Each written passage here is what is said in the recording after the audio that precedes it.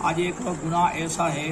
کہ جس کے بارے میں بڑا سخت جو ہے ایک فرمان موجود ہے کہ خود اللہ، حالانکہ قرآن مجید میں اللہ کا یہ حکم ہے کہ اللہ کا یہ فیصلہ ہے کہ میری مسجدوں میں آیا کرو، میری مسجدیں جو ہیں یہ اللہ کے گھر ہیں، ٹھیک ہے جی، بلکہ بنانے کے بارے میں ملتا ہے کہ من بنا مسجدا للہ بن اللہ لہ بیتا فی الجنہ،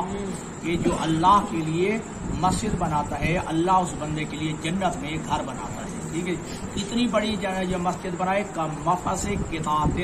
اگرچہ ایک پرندے کے گھونسلے کے برابر کی، ٹھیک ہے جی، اتنا تک حکم ہے کہ اور مسجد کے حوالے سے ہے کہ میرے گھر میں آیا کرو، میرے گھر میں آنا جانا رکھا کرو، اور یہ بھی ہے کہ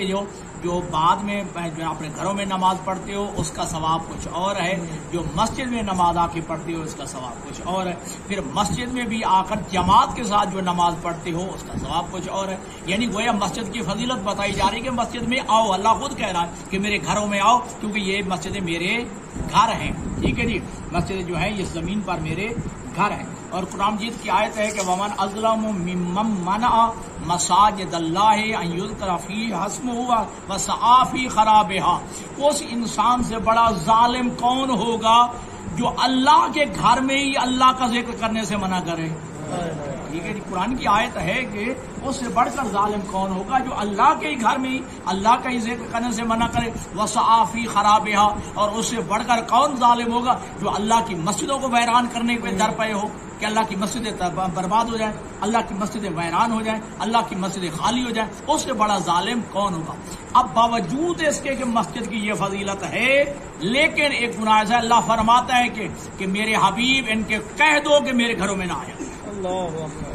ٹھیک ہے جی، ان کو کہہ دو کہ میرے گھروں میں نہ آئے کرے، حالانکہ اللہ خود کہتے ہیں میرے گھروں میں آؤ، میری مسجدوں میں آؤ، ٹھیک ہے، لیکن ایک گناہ ایسا ہے کہ اللہ اپنے حبیب سے فرماتا ہے کہ میرا حبیب انہیں منع کر دو کہ میرے گھر میں نہ آئے، میری مسجدوں میں نہ آئے۔ کیا ہے حدیث؟ حضرت محمد مصطفیٰ صلی اللہ علیہ وآلہ وسلم ارشاد فرماتے ہیں اوحی اللہ الیہ، خالق اکبر نے مجھ مصطفیٰ پر یہ وحی نازل کی، ٹھیک ہے، میرے اوپر یہ وحی اتاری کہ ان اخل مرسلین یا اخل منذرین، اے سابقہ نبیوں کے بھائی مصطفیٰ، اے سابقہ رسولوں کے بھائی مصطفیٰ، کیا کر انذر قومک، اے میرا حبیب اپنی قوم کو ڈرا، اپنی قوم کو تنبیہ کر اور یہ کہے ان کو لا يدخلوا بیتا من بیوتی، وہ میرے گھروں میں سے کسی ایک گھر میں بھی نہ آئے، میری مسجد میں سے کسی مسجد میں نہ آئے، کس حالت میں نہ آئے، وَلَا أَحَدٍ مِّنْ عِبَادِي عِنْدَ أَحَدِهِمْ مَظْلِمَةٌ، جب وہ میرے کسی بندے پر ظلم کر کے آئے، جب جو ہے میرے بندے کا حق کسی کے ذمہ ہو، اس حق کو غصب کرتے ہوئے، اس جو ہے زیادتی اور ظلم کو جو ہے کرتے ہوئے اس حالت میں میرے گھر میں نہ آئے، ٹھیک ہے جی، کسی کے حق کو غصب کرنا، کسی پر ظلم کرنا، کسی کے ساتھ زیادتی کرنا، ٹھیک ہے، یہ ایسا گناہ ہے، اللہ فرماتے ہیں جب اس حالت میں ہوں تو میرے گھر میں نہ آئے، ٹھیک ہے جی، ہاں، لیکن اب دیکھیے گا اگر کوئی بندہ خدا کسی کا حق غصب کر کے، کسی کے ساتھ زیادتی کر کے، کسی کے ساتھ ظلم کر کے اللہ کے گھر میں آ بھی جائے، نماز بھی پڑھے، اس کے باوجود اللہ فرماتا ہے فَإِنِّي أُلْعِنُهُ مَا دَامَ قَائِمًا يُصَلِّي بَيْنَ يَدَيَّ، جب تک وہ بندہ میرے سامنے نماز بھی پڑھتا رہتا ہے میں اللہ اس پہ لعنت کرتا رہتا ہوں، اپنے بھائیوں کا حق غصب کر کے، اپنی بہنوں کا حق غصب کر کے، اپنے عزیز و اقارب کا حق غصب کر کے، جی اپنی اولاد کا حق غصب کر کے، جی اپنے یتیموں کا حق غصب کر کے، اپنے عزیز و اقارب کا حق غصب کر کے، کسی حق کو غصب کر کے جو بندہ آئے مسجد میں، پہلے تو اللہ نے منع فرما دیا کہ میرا بھی نہ منع کر دو کہ میرے گھر میں نہ آئے، ٹھیک ہے، اگر آ بھی جائیں نماز بھی میری پڑھ رہے ہوں، جب تک جو ہے کسی کا حق ان کی گردن پہ ہوگا، جب تک کسی کا جو ہے حق ان کے جو ذمہ ہوگا، فَإِنِّي أُعْلِنُهُ مَا دَامَ قَائِمًا یا قائمًا يُصَلِّي بَيْنَ يَدَيَّ، میں اللہ اس وقت تک اس پہ لعنت کرتا رہوں گا جب تک وہ میرے سامنے کھڑا ہو کے نماز پڑھتا رہے گا، لہذا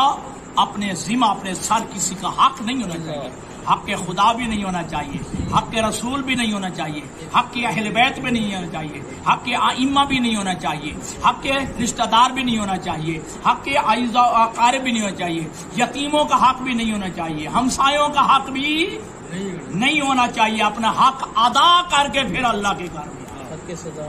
حق سادات، حق اہل بیت، ٹھیک ہے، میں نے عرض کر دیا، حق سادات میں جو ہے وہ بھی کسی کے ذمہ نہیں ہونا چاہیے۔ جو اللہ اور اللہ کے رسول اور اہل بیت رسول کا حق ہے وہ ادا کر کے اس کے بعد جو ہے پھر والدین کے حق ہے، اولاد کے حقوق ہے، بیوی کا حق ہے، ٹھیک ہے، یتیموں کا حق ہے، غرباء فقراء و مساکین کا حق ہے، ہمسایوں کا حق ہے، علماء کا حق ہے، طلباء کا حق ہے، بہت سارے حقوق ہیں جو پورا ایک کتاب ہے امام زین العابدین علیہ الصلوۃ والسلام کی۔ محمد اس پوری کتاب کا نام ہی ہے رسالۃ الحقوق، شاید اردو میں چھپ گئی ہو، رسالۃ الحقوق۔ اس میں امام علیہ السلام نے حقوق، جانوروں تک کے حقوق بتائے ہیں، ہمسایوں تک کے حقوق بتائے ہیں، مصاحبین کے حقوق بتائے ہیں، ٹھیک ہے جی، جو راہ چلتے کچھ دیر کے لیے آپ کے ساتھ سفر کیا ہے، جی گھنٹے 2 گھنٹے کے لیے بھی آپ کے ساتھ جو ہے صحبت اختیار کیا، اس کے حقوق بھی امام زین العابدین علیہ السلام نے ان کے حقوق جو ہے بیان فرمائے۔ بار کہ جو کسی کا حق کھا کے میرے جو ہے مسجد میں آئے گا، جب تک حتیٰ کہ وہ نماز بھی پڑھتا رہے گا میں اللہ اس پر لعنت کرتا رہوں گا، حتی یردا تلک المظلمہ، ہاں البتہ جب وہ اس زیادتی کی تلافی کر دے، جب اس حق کو جو ہے جو اس کے ذمہ ہے واپس کر دے، کسی کے ساتھ زیادتی کی ہوئی ہے تو اس کی معافی مانگ لے، تلافی کر لے، تو ہاں یہ ایک اور مسئلہ ہے، پھر اللہ کہتا کہ ہاں اب میرے گھر میں آئے گا، ٹھیک ہے، اب جب میرے گھر میں آئے گا نماز پڑھے گا تو اس کی نماز بھی قبول ہوگی اور میری طرف سے اس پر رحمت بھی نازل ہوگی۔ اب اگلا جملہ قابل غور ہے، فَأَكُونُ سَمْعَهُ الَّذِي يَسْمَعُ بِهِ،